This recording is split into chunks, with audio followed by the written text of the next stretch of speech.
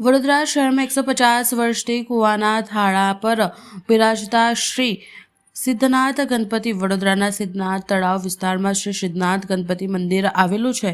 આજે સંકટ ચતુર્થી નિમિત્તે શહેરના ગણપતિ મંદિરોમાં વહેલી સવારથી જ ભક્તોની ભારે ભીડ જોવા મળી. ભક્તોએ ભગવાન ગણેશના દર્શન કરી સુખ સમૃદ્ધિ અને વિઘ્નહર્તાના આશીર્વાદ માટે પ્રાર્થના કરી હતી. આ મંદિર 150 વર્ષે કુવાના થાળા પર બિરાજતા ગણપતિ શ્રીજીને આ પ્રતિમાને સાથે તેમની પત્નીઓ રિદ્ધિ સિદ્ધિ અને પુત્રો લક્ષ અને લાભ પણ છે.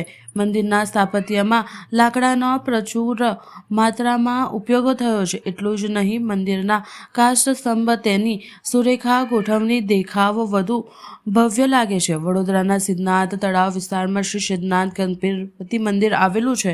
નજીકમાં નવનાથ મહાદેવમાંથી એક સિદ્ધનાથ મહાદેવ રામ મંદિર અને વિઠ્ઠલ મંદિરનું આવેલું છે.